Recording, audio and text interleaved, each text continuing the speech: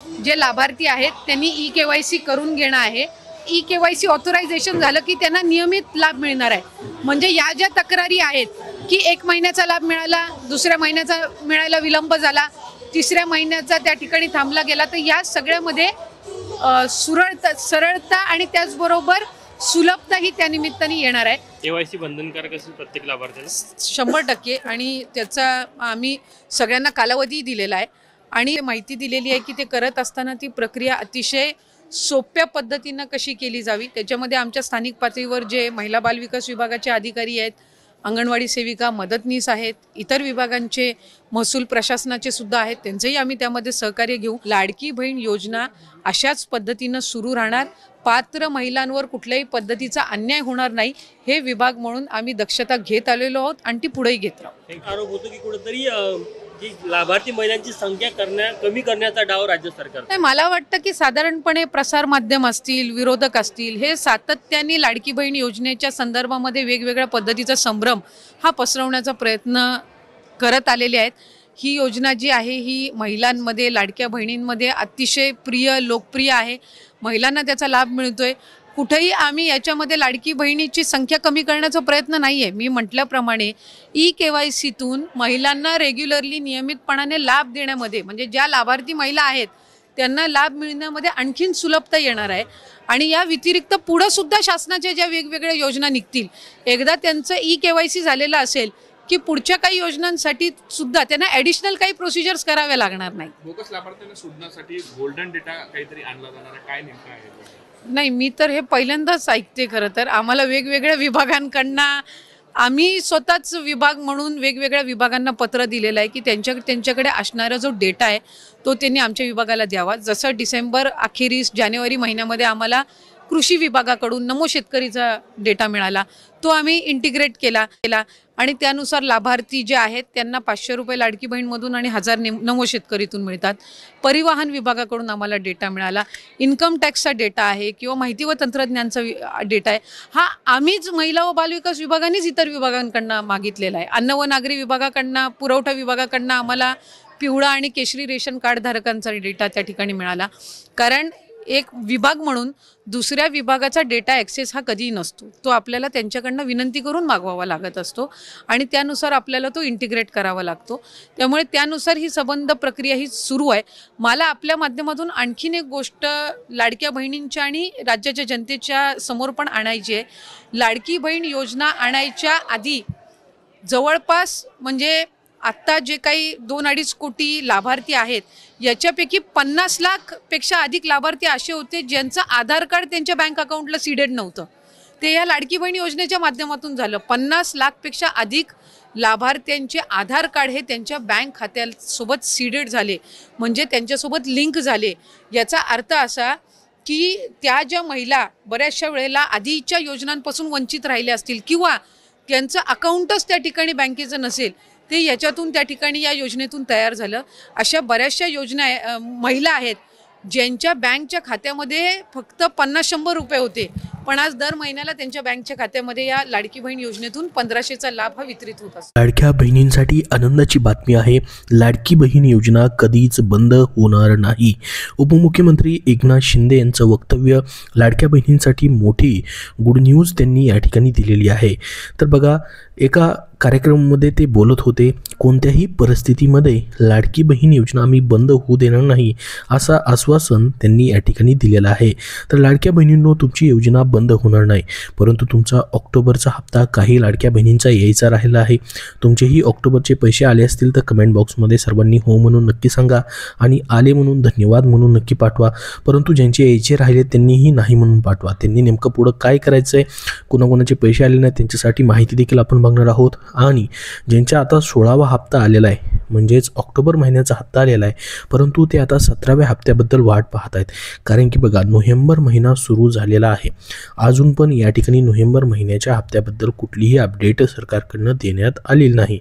कारण की लाडकी बहीण योजनेचा प्रत्येक महिन्याचा इन्स्टॉलमेंट जो आहे, जो महिना चालू आहे त्याच महिन्यामध्ये वाटप केला जात असतो, परंतु या महिन्याचा अजून या ठिकाणी 17व्या हप्त्याचं अपडेट देण्यात आलेलं नाही। मग काय नेमकी या ठिकाणी माहिती आलेली आहे, नवीन म्हणजेच तुमचा नोव्हेंबरचा 17वा हप्ता ह्या चालू महिन्याचा तो तुम्हाला कधी भेटू शकतो त्याचीच माहिती आपण या व्हिडिओच्या शेवटपर्यंत पाहणार आहोत. तर बघा, कोणी कितीही अफवा पसरवल्या तरीसुद्धा लाडकी बहीण योजना बंद होणार नाही असं स्वतः उपमुख्यमंत्री एकनाथ शिंदे यांनी एका कार्यक्रमामध्ये बोलताना या ठिकाणी सांगितलेलं आहे. तर ही तुमच्यासाठी आनंदाची बातमी आहे. तुमची योजना चालूच राहणार आहे अशी माहिती त्यांनी या ठिकाणी दिलेली आहे. तर बघा, आता मुख्यमंत्री माझी लाडकी बहीण योजनेच्या लाभार्थी महिलांसाठी अजून एक अतिशय महत्त्वाची माहिती समोर आलेली आहे. खरं तर 2024मध्ये सुरू झालेली ही योजना पात्र ठरणाऱ्या लाडक्या बहिणींना दर महिन्याला हे 1500 रुपये भेटत येत आहेत. आत्तापर्यंत 16 हप्ते तुम्हाला वितरित झालेले आहेत. तुमचा हा 17वा हप्ता देखील तुम्हाला लवकरच वितरित होणार आहे. बघा, जुलै 2024 पासून योजनेचे मिळत असलेला लाभ आतापर्यंत पात्र ठरलेल्या लाभार्थ्यांना 16 हप्ते वितरित यशस्वीपणे करण्यात आलेले आहेत. परंतु बऱ्याच जणांना अजून या ठिकाणी पैसे येणं बंद झालेलं आहे. जसं की जून महिन्यामध्ये आपण जर बघितलं 26 लाख लाडक्या बहिणींना तात्पुरत्या स्वरूपामध्ये लाभ जो आहे तो स्थगित करण्यात आलेला होता. तर प्रत्येक महिन्यामध्ये ही पडताळणी देखील सुरूच आहे आणि त्याहीपेक्षा महत्त्वाचं म्हणजे सध्या KYC त्याच्यामुळं सुरू केली गेलेली आहे. तर KYC बद्दल देखील महत्त्वाचं अपडेट आलेलं आहे, ते देखील आपण पुढं पाहणारच आहोत. तर बघा, ऑक्टोबरच्या हप्त्याचं वितरण नोव्हेंबरमध्ये तुम्हाला करण्यात आलेलं आहे. म्हणजे तुमचा 16वा हप्ता जो आहे या ठिकाणी हा नोव्हेंबर महिन्यामध्ये म्हणजे याच महिन्याच्या पहिल्या आणि दुसऱ्या आठवड्यामध्ये त्याचं वितरण झालं गेलेलं आहे. तर आता नोव्हेंबरचा हप्ता या महिन्याच्या शेवटी येईल अशी आशा होती असं या ठिकाणी न्यूजमध्ये सांगण्यात येत आहे. मात्र लाडकी बहीण योजनेला ब्रेक लागण्याची शक्यता असू शकते, कारण की सध्या निवडणुका जी आहेत ती येऊ घातलेली आहेत आणि त्याच्या आचारसंहितेच्या पार्श्वभूमीवरती आपण जर बघितलं तर कुठल्याही आर्थिक योजनेचा लाभ जो आहे त्या काळामध्ये देता येत नसतो. मागं 2024मध्ये देखील असं झालेलं होतं बघा, की तुमचा जो लाभ आहे म्हणजे 2024मध्ये तुमच्या नोव्हेंबरमध्ये आचारसंहिता लागणार होती, त्याच्यामुळंच तुम्हाला ऑक्टोबर महिन्यामध्येच नोव्हेंबरचा प्लस ऑक्टोबरचा हप्ता जो आहे 3000 रुपये एकदाच वाटप केला गेलेला होता आणि दिवाळीच्या पार्श्वभूमीवरती हे पैसे जे आहेत ते तुम्हाला भेटलेले होते. परंतु यावेळेस तसा निर्णय जो आहे तो घेतलेला नाही. हा निर्णय घेणं गरजेचं आहे. तुम्हाला काय वाटतं, असा निर्णय घ्यायला पाहिजे का? जसं की नोव्हेंबरचा आणि आचारसंहितेच्या काळामधील जो पण लाभ आहे म्हणजेच टोटल 2 हप्ते एकदाच देण्यात यायला पाहिजे. जसं की 3000 रुपये तुमचे मग जमा होऊ शकतात. तुम्हाला याच्याबद्दल काय वाटतं? तसा निर्णय घ्यायला पाहिजे का लवकरात लवकर, जेणेकरून तुम्हाला वेळेमध्ये पैसे जमा होतील, उशीर होणार नाही. कारण की आता सध्या जर आपण बघितलं या ठिकाणी प्रत्येक वेळेस उशीर होताना दिसत आहे. जसं की मागचे 7 ते 8 इन्स्टॉलमेंट जर आपण पाहिले तर तो लाभ जो आहे त्या महिन्यामध्ये न येता या ठिकाणी पुढच्या महिन्याच्या पहिल्या किंवा दुसऱ्या आठवड्यात येताना दिसतोय. त्याच्यामुळे सरकारने कुठेतरी 1 तारीख या प्रत्येक महिन्याच्या इन्स्टॉलमेंटची फिक्स करणं देखील गरजेचं आहे. कारण की लाडक्या बहिणी 1 तारखेपासून शेवटच्या 30 तारखेपर्यंत वाट पाहत राहतात, मात्र त्यांचे पैसे जमा होत नाहीत. प्रत्येक वेळेस आता आपण जर बघितलं तर हा लाभ जो आहे तो तुम्हाला त्या महिन्यामध्ये न भेटता त्या पुढच्या महिन्याच्या पहिल्या किंवा जास्तच उशीर झाला तर दुसऱ्या आठवड्यात देखील हे पैसे जाताना दिसत आहेत. तसंच मग नोव्हेंबर महिन्याचे देखील तुमचे पैसे जे असतील ते तुम्हाला या ठिकाणी या नोव्हेंबर महिन्यामध्ये भेटणं थोडंसं या ठिकाणी अशक्य वाटतंय, कारण की त्याचा GR येणं गरजेचं आहे. बघा, ह्या महिन्याच्या शेवटी जर GR आला तर तुम्हाला डिसेंबर महिन्यामध्ये हे पैसे भेटू शकतात आणि जर आचारसंहितेमुळे तशा पद्धतीने GR वगैरे जर नाही आला किंवा योजनेबद्दलचा निर्णय जर पुढं लांबणीवरती गेला तर डिसेंबर एंडिंगपर्यंत किंवा मग तुम्हाला डिसेंबर आणि नोव्हेंबरचा दोन्ही हप्ते जे आहेत ते एकत्रित देखील भेटण्याची शक्यता असू शकते. मात्र तुमचे पैसे तुम्हाला 100% प्रत्येक महिन्यात भेटत राहणार आहेत. एखादा दिवस एखादा आठवडा मागे पुढे होऊ शकतो, मात्र तुमची ही योजना कायमस्वरूपी सुरू राहणार आहे असं स्वतः उपमुख्यमंत्री एकनाथ शिंदे यांनी त्यांच्या सभेमध्ये बोलताना देखील सांगितलेलं आहे आणि त्याची माहिती सुरुवातीलाच आपण बघितलेली आहे. त्याच्यामुळे तुमची योजना पुढचे 5 वर्ष तर कायमस्वरूपी चालूच राहणार आहे. मात्र या ठिकाणी प्रत्येक वेळेस हा लाभ जो आहे तो भेटताना सध्या वेळेवरती न भेटता उशिरा भेटताना दिसत आहे. त्याच्यामुळं लाडक्या बहिणींना त्यांची जी पण कामे आहेत त्या कामांची या ठिकाणी आडकाठीमध्ये येताना दिसते, कारण की वेळेवरती पैसे भेटल्यास प्रत्येक काम जे आहे त्यांचं वेळेवरती होऊ शकतं. त्याच्यामुळं 1 तारीख फिक्स करणं देखील गरजेचं आहे. तुम्हाला वाटतं का 1 तारीख फिक्स करावी? सर्वांनी कमेंट बॉक्समध्ये हो म्हणून नक्की सांगा. आता बघा, महत्त्वाचं आहे ती म्हणजे ही पडताळणीबद्दल जी KYC प्रक्रिया सध्या सुरू केली त्याच्याबद्दल महत्त्वाची बातमी आलेली आहे. ती म्हणजे बघा, वडीलही वारलेले आहेत, पतीही नाहीत हयात, तर लाडक्या बहिणी ना मोठी अडचणी होते ती म्हणजे KYC करताना. कारण की बघा, त्यांना वडील किंवा पतींचा आधार क्रमांक सेकंड टाईम टाकावा लागत आहे. पहिल्यांदा त्यांचा आधार क्रमांक टाकायचा आहे KYC करताना, दुसऱ्या वेळेस वडील किंवा पतींचा आधार क्रमांक टाकायचा आहे. परंतु ते हयात नसल्यामुळे मग नेमका आधार क्रमांक कोणाचा टाकायचा आहे हा ऑप्शनच या ठिकाणी वेबसाईटवरती देण्यात आलेला नाही. KYC करताना याच्याबद्दल या ठिकाणी ऑप्शन स्किप करण्यासाठी नाही आहे. ज्यांना याच्याबद्दलचा प्रॉब्लेम येतो आहे त्यांच्यासाठी. तर तुम्हालाही असा काय प्रॉब्लेम येतो आहे का ही KYC करताना, जसं की OTP सेकंड OTP येत नाही, किंवा आधार क्रमांकच पात्र यादीमध्ये नाही आहे, किंवा या ठिकाणी आधार नंबर मग कोणाचा टाकायचा, त्यांनी कमेंट बॉक्समध्ये नक्की कमेंट करून सांगा की तुम्हाला कुठला एरर येत आहे, जेणेकरून सर्वांपर्यंत ही माहिती पोहोचेल.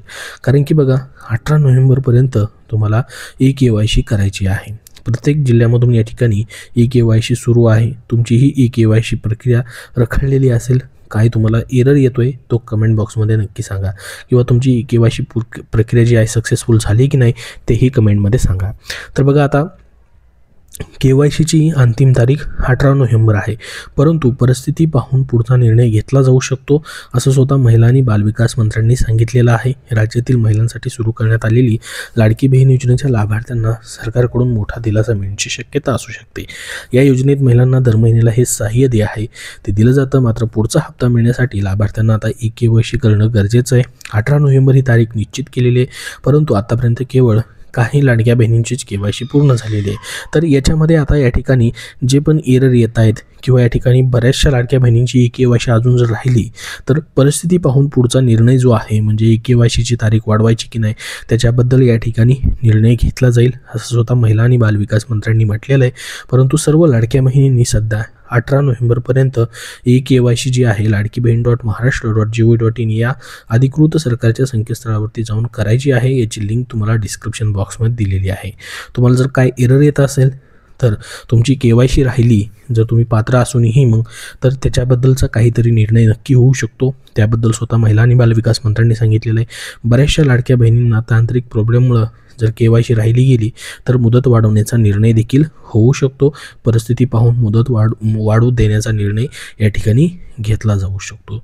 त्यासोबत बघा, तुमचा ऑक्टोबर महिन्याचा लाभ तुम्हाला भेटलेला नसेल तर लाडकी बहीण योजनेचा जो टोल फ्री क्रमांक आहे याच्यावरती देखील तुम्ही संपर्क साधू शकता, किंवा तुमच्या स्थानिक अधिकाऱ्यांशी संपर्क साधायचा आहे. तुमच्या परिसरातील महिला व बालविकास कार्यालयाशी किंवा योजनेचे नोडल अधिकारी आहेत यांच्याशी देखील तुम्ही संपर्क साधू शकता. तुम्ही जर पात्र आहात आणि तुमचा लाभच तुम्हाला भेटत नाही, किंवा KYC करताना हा आधार क्रमांक पात्र यादीमध्ये नाही असं जर एरर येत असेल, आणि तुम्हाला नियमित लाभ भेटतोय आणि तसा जर एरर येत असेल, तरी देखील तुम्ही स्थानिक अधिकाऱ्यांशी संपर्क साधू शकता, जे की महिला आणि बालविकास विभागाचे तालुका असेल किंवा जिल्हा स्तरावरती. तर संपूर्ण अपडेट आपण आजच्या तारखेची बघितलेली आहे. याबद्दल तुमचे अजून काही प्रश्न असतील तर कमेंट बॉक्समध्ये नक्की विचारा. हा व्हिडिओ नक्की लाईक करा. पुढील सर्व अपडेट पाहण्यासाठी आपला चॅनल देखील सबस्क्राईब करून ठेवा. धन्यवाद.